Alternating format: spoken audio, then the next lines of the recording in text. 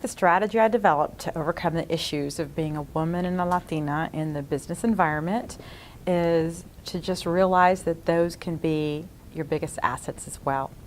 It's about learning how to compete in corporate America with the same rules and the same types of standards and ethics that your competitors do, or the people that are out there are practicing on a daily basis. And as long as you can maintain your ethics and your business standards, you can go a long way.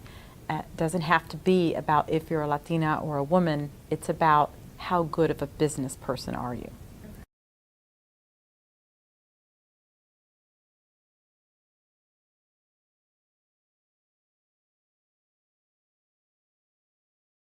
Men within my corporation, obviously they know when they're being interviewed and hired that it's led by a woman. I still maintain 100% ownership of Ingenesis for the past 16 years, and that is a question that I will ask during an interview. How do you react, or what would your preferences be in dealing with a woman as a supervisor or as an owner of a company? It has really come a long way over the past few years. I don't really have stories that I could tell you about who does have issues with that, because most people have become accustomed to women moving up in power.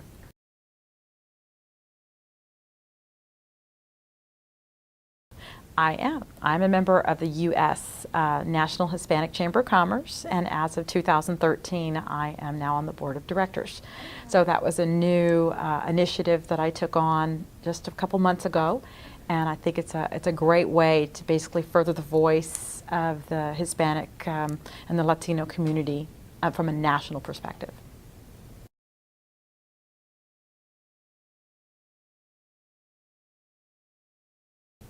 I think they're one and the same. Every step that I've taken has been a matter of how and when, or as a family, are we going to stay together and how we communicate. I can tell you that at the end of the day, regardless of what time I finish up, whether it's 5 o'clock or 9 o'clock or 3 o'clock in the afternoon, because I have another function, when I get home, it's about the kids, it's about family, and I have to kind of stop, and there's another me. There's the mom that comes out. And it's okay to do that. During the day, it's business, because that's the expectations. But I find it extremely rewarding that as an entrepreneur, I can stop and go to the kids' functions. I can stop and basically be with them on a holiday and really kind of enjoy the balance.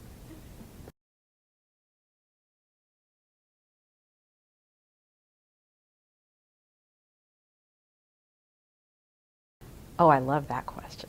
The best advice I could give to a Latina who wants to come out and go to the top is very similar to what I did. You have to say, what do I want to be when I grow up?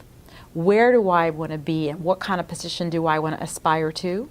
And then go find those same or similar skills in corporate America, or maybe it could be an entrepreneur, and say, how did they do it?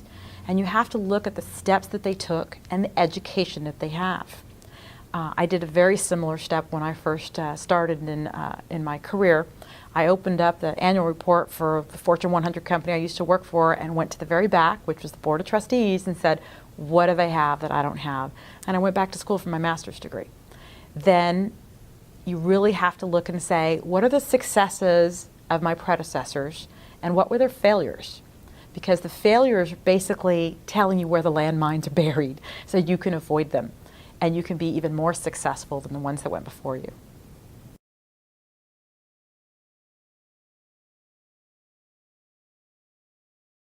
I think Ingenesis is positioned right now to expand globally. We've been extraordinarily successful within the United States. We now have a presence at a little over 200 different client facilities in 48 different states. And we employ on our contracts about 1,600 employees. Those are full-time professionals within the medical arena. And we're really, really proud of that success. But what's happened now is it's flourishing quite a bit.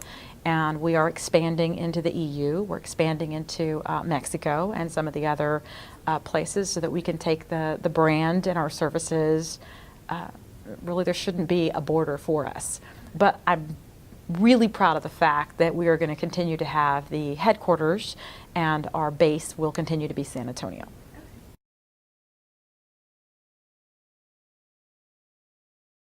Where do I want to be in the next 5 years?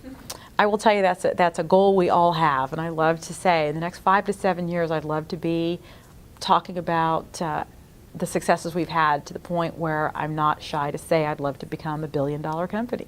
So what kind of things do you have to put in place? What kind of services? What types of clients do we have to grow with and offer the best available analytics and business tools?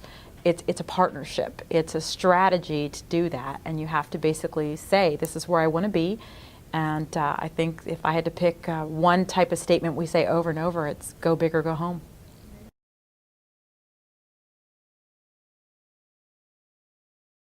I think young Latinas need to continue to move forward with a unified force. It's a matter of learning and getting better every single day. There are so many Latina women that have succeeded, and yet there's not enough. And the best thing anybody can do to move ahead, look for a mentor. Look for someone that's going to just visit with you, even if it's over a cup of coffee once a month or every 2 months. Sit there and say, hey, this is where I'm at, what are you thinking? And listen to the advice. It doesn't have to be somebody in the same industry. It could just be somebody to give you professional career guidance, so that you can take that and absorb it and then make the best decisions. Nobody's going to know the right decisions to make other than you. You're the one that has to know your path, because you have to have a passion for what you're doing. And if you love what you're doing and you find the passion in it, you will succeed.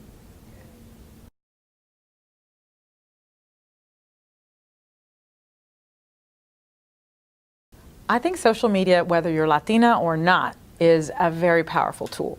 Again, we utilize that during our recruitment. We utilize social media for referrals. Who do you know?